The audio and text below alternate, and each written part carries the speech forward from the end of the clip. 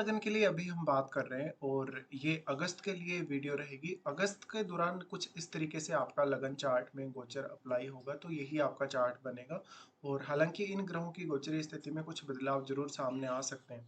यहाँ देखिए, आपका ये जो चार्ट है कहीं ना कहीं इसी प्रकार से आपको सारे के सारे इफेक्ट्स देखने को मिलेंगे इन ग्रहों की पोजीशन के अकॉर्डिंग। सबसे पहले हम यहाँ आगे बढ़ने से पहले देखेंगे कि वास्तव में गोचरीय स्थितियाँ किस प्रकार से इस मंथ में रहने वाली हैं।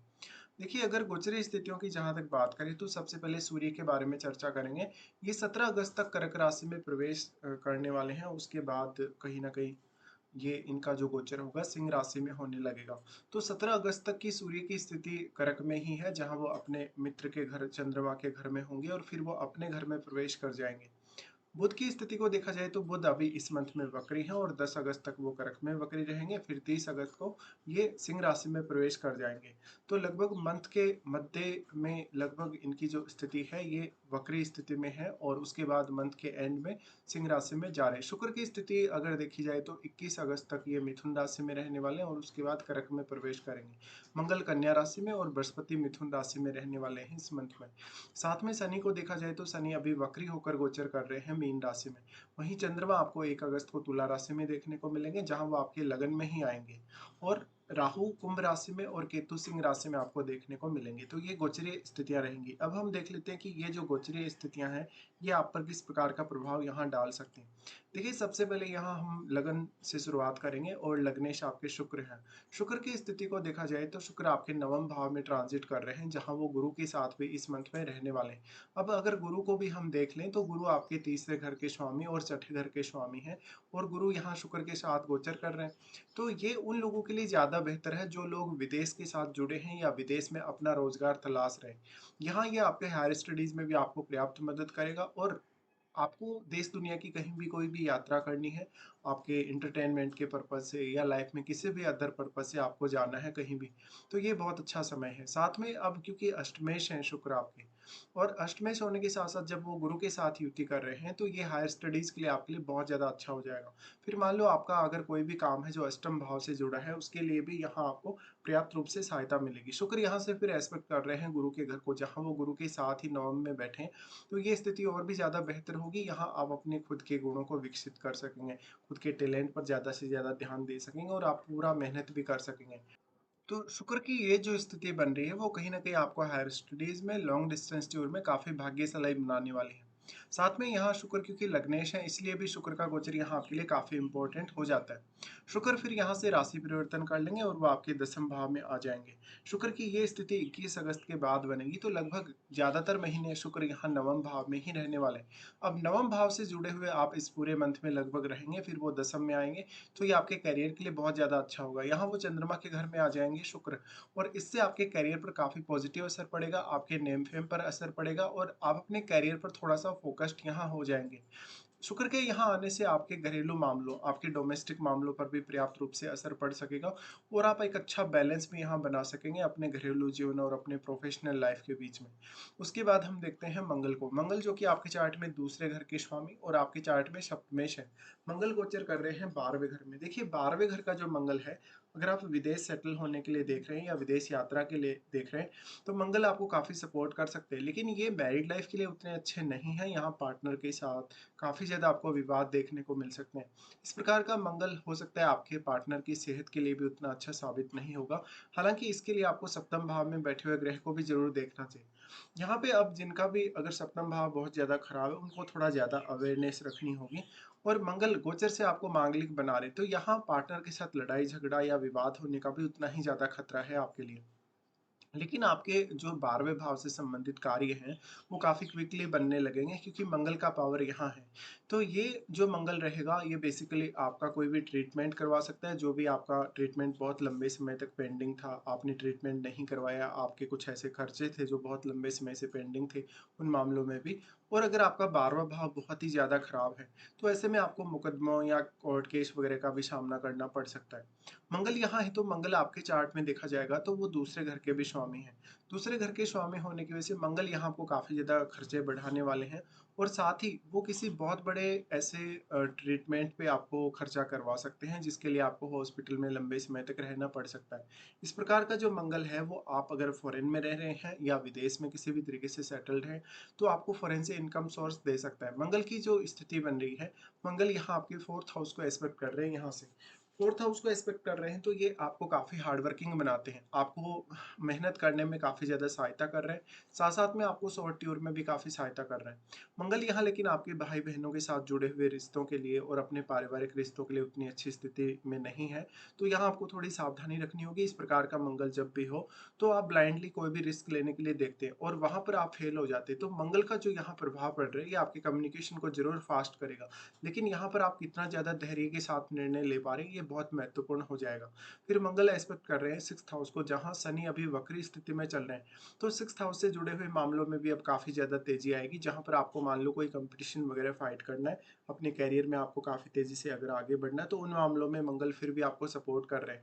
मंगल की यहाँ दृष्टि होने से आपकी किसी से भी शत्रुता है, किसी से भी आपका वैर भाव है, तो वो खत्म होगा और वहाँ पर आप विजयी रहेंगे। यहाँ शनि अभी वक्री कंडीशन में है, तो यहाँ शनि को भी मंगल से सहायता मिल रही है। वैसे तो देखा जाए तो दोनों आपस में शत्रु ग्रह हैं, लेकिन मंगल अपनी एनर्जी की वजह से 6th हाउस को काफ़ी एक्टिवेट रख रहे हैं, जिससे आपके 6th हाउस से जुड़े कार्यों में डिले नहीं होगा। और शनि भी यहाँ वक्री है, तो वक्री शनि भी आपको उतना ज़्यादा डिले यहाँ नहीं देने वाले। अब मंगल उसके बाद अपने घर पे प्रभाव डाल रहे हैं, जो कि इनका घर है 7वां भाव। यहाँ जो प्रभाव है, इसकी वजह से जीवन साथी के साथ अक्सर तनाव का उत्पन्न होना, जीवन साथी की सेहत को लेकर दिक्कतें होना, इसकी संभावना बनेगी।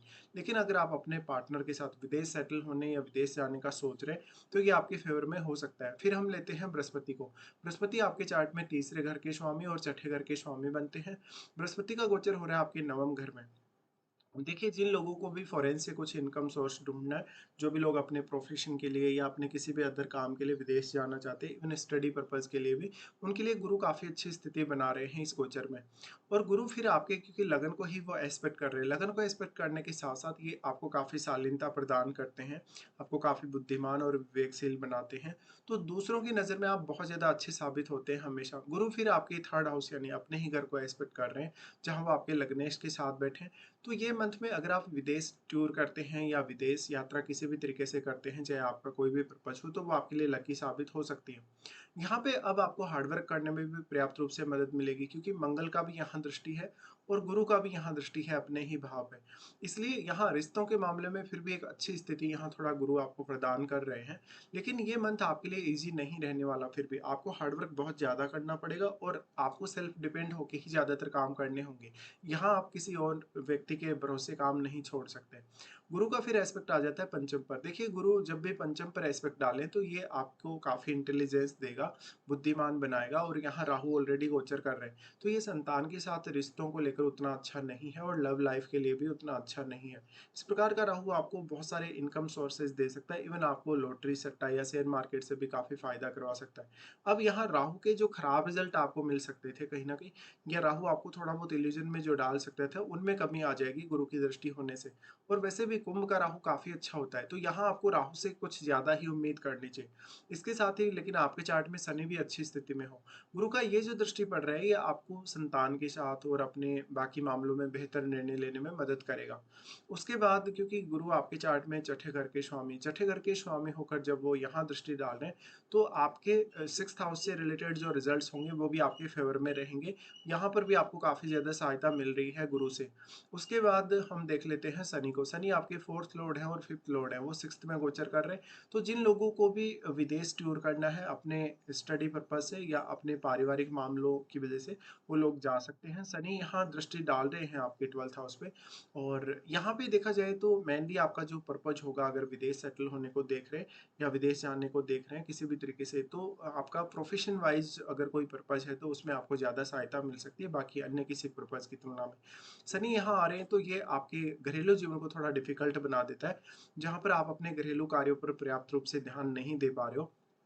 हालाँकि यहाँ सूर्य बुध आपको दोनों ही मदद कर रहे हैं कुछ समय के लिए, लेकिन शनि का यहाँ 6th हाउस में आना आपके हार्ड वर्क को थोड़ा बढ़ाएगा।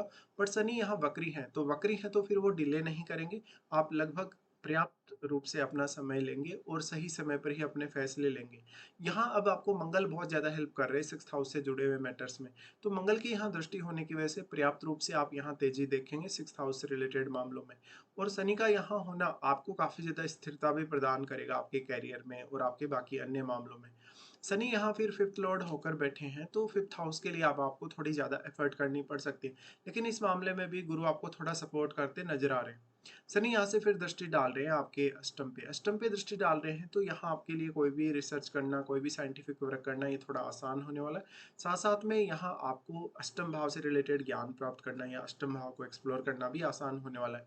शनि की दृष्टि आपके 12th हाउस पे रहेगी, जो आपके रिश्तों के लिए अच्छे नहीं, आपके भाई बहनों के साथ जुड़े हुए रिश्तों के लिए भी और बाकी आपकी मैरिड लाइफ के लिए भी।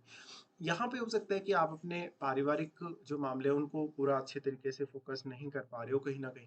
और उसके बाद अगर देखा जाएगा तो यहाँ शनि तीसरे घर पे दृष्टि डाल रहे हैं, वो आपको ज़्यादा से ज़्यादा मेहनत करने के लिए प्रेरित करेंगे। उसके बाद हम यहाँ से आगे बढ़ जाते हैं और बुध के बारे में देख लेते हैं। बुध नवम घर के और 12वें घर के स्वामी होकर अभी वक्री स्थिति में चल रहे हैं। तो वक्री स्थिति में चल रहे हैं, तो यहाँ जो जो भी फैसले आपने रिसेंटली कुछ महीनों में लिए हैं, अगर आपको उनमें से कोई भी आपका फैसला गलत लगता है या किसी भी फैसले को आप बदलना चाहते हैं, तो आप इस समय वो बदलाव कर सकते हैं। यहाँ बुध वक्री हैं, तो आपको पर्याप्त समय मिल रहा है। और बुध के वक्री होने से आप अपने हायर स्टडीज से रिलेटेड फैसलों में भी अगर कुछ बदलाव चाहते हैं, तो वहाँ भी आप बदलाव कर सकेंगे। बुध यहाँ मेनली लेकिन कैरियर पर इफेक्ट डाल रहे हैं आपके। तो कैरियर को लेके आपके जो डिसीजन है, जो फैसले हैं, काफ़ी वाइजली हो सकते हैं। यहाँ पे देखिए, अब बुध है वो एक ड्यूअल प्लैनेट है, तो थोड़ा सा कन्फ्यूजन में आपको डालेगा वक्री होने की वजह से। लेकिन यहाँ सूर्य फिर भी आपको पर्याप्त रूप से मदद करते हुए नजर आ रहे हैं। बुध फिर यहाँ एस्पेक्ट कर रहे हैं 4th हाउस को, जहाँ वो सूर्य के साथ ही बैठे हैं। तो यहाँ कुछ हद तक आपको डोमेस्टिक मामलों में दोनों ही ग्रह मदद कर रहे हैं। फिर सूर्य के बारे में अगर हम बात करें, तो क्योंकि सूर्य 11वें घर के लॉर्ड हैं और 11वें घर के लॉर्ड होकर वो आपके 10th हाउस में गोचर कर रहे हैं। 10th हाउस में गोचर कर रहे हैं, तो ये कैरियर के लिए बहुत ही ज़्यादा अच्छा है, नेम फेम के लिए बहुत ज़्यादा अच्छा है, साथ में आपकी अर्निंग्स के लिए भी बहुत ज़्यादा अच्छा है। सूर्य और बुध दोनों ही आपको डोमेस्टिक मामलों में सपोर्ट करते नजर आ रहे हैं। तो ये स्थिति में आप अपने घरेलू जीवन को लेकर काफ़ी सीरियस रह सकेंगे और अपने घरेलू जीवन के साथ साथ अपने प्रोफेशनल लाइफ में एक अच्छा बैलेंस भी बना सकेंगे। अब क्योंकि सूर्य उसके बाद यहाँ राशि परिवर्तन कर लेंगे और वो 11वें घर में चले जाएंगे, ये अभी चंद्रमा के घर में है। इनकी स्थिति में जो बदलाव होगा लगभग 17 अगस्त के बाद होगा। तो 17 अगस्त के बाद आपके लिए धन के कुछ नए रास्ते खुल सकते हैं। लेकिन यहाँ पे सूर्य जो रहेंगे, कहीं ना कहीं आपका अपने पिता के साथ मतभेद होना संभावित है। यहाँ पे सूर्य के रहने से आप कभी कभी थोड़ा कंफ्यूजन में आएंगे। तो जो भी आपके बहुत क्लोज लोग हैं, जो भी आपके नेटवर्क में लोग हैं, उनके साथ किसी भी प्रकार का लेन देन करते समय सावधानी बरतें। फिर हम यहाँ चंद्रमा के बारे में बात करेंगे। चंद्रमा जो कि आपके 10th लॉर्ड है, चंद्रमा शुरुआत में आपको लगन में ही देखने को मिलेंगे। लगन का चंद्रमा होगा तो आप स्वयं को लेके बहुत ज़्यादा ऑब्सेस्ड होंगे, कहीं ना कहीं थोड़े इमोशनल ज़्यादा होंगे। लेकिन ये कैरियर के लिए बेहतरीन डिसीजन लेने के लिए बहुत अच्छा समय है। यहाँ चंद्रमा एस्पेक्ट करेंगे सप्तम को, जो कि आपके नेम फेम और आपकी प्रतिष्ठा को बढ़ाने वाले हैं। साथ ही ये आपके रिश्तों को भी काफ़ी ज़्यादा बैलेंस में लाने की कोशिश करेंगे। चंद्रमा जब फिर आपके दूसरे भाव में प्रवेश करें, तो लगभग 2 से 4 तारीख के आसपास इनकी ये स्थिति दिखेगी आपको। यहाँ आपको आर्थिक रूप से कुछ बड़े फैसले लेने पड़ सकते हैं या कुछ उतार चढ़ाव आपकी फैमिली लाइफ में आ सकता है। चंद्रमा के यहाँ आने की वजह से हो सकता है आपकी वाणी काफ़ी प्रभावशाली हो, और प्रभावशाली होने की वजह से आपको आपके कैरियर में और बाकी अन्य मामलों में काम करने में सहायता मिल जाएगी। चंद्रमा यहाँ से एस्पेक्ट करेंगे अष्टम को, जिससे आपको अष्टम भाव के थ्रू भी गेन होने की संभावना बनेगी। फिर चंद्रमा की स्थिति बनेगी 3rd हाउस में। 3rd हाउस में चंद्रमा की स्थिति बनेगी, तो ये कोई ना कोई क्विक ट्रेवल होगा आपका। ये स्थिति लगभग आपको 7 या 8 तारीख के आसपास देखने को मिलेगी, जब आप अपने कैरियर के लिए या अपने किसी भी पर्सनल मैटर के लिए कोई ट्रेवल करेंगे।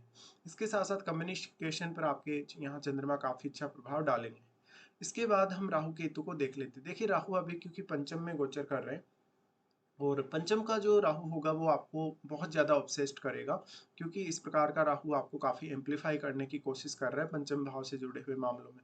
ऐसे में आपकी लव लाइफ डिस्टर्ब हो सकती है, संतान के साथ रिलेशंस डिस्टर्ब हो सकते हैं। लेकिन ऐसा राहु आपको काफ़ी कलात्मकता देगा और बहुत सारे नए नए आइडियाज़ देगा, जिससे आप अपना प्रभाव दूसरों पर ज़्यादा बढ़ा सकेंगे और ज़्यादा से ज़्यादा इनकम भी प्रदान कर सकेंगे स्वयं को और अपनी फैमिली को भी। ऐसे में राहु का ये जो प्रभाव है, इसका आपको ज़रूर फ़ायदा उठाना चाहिए।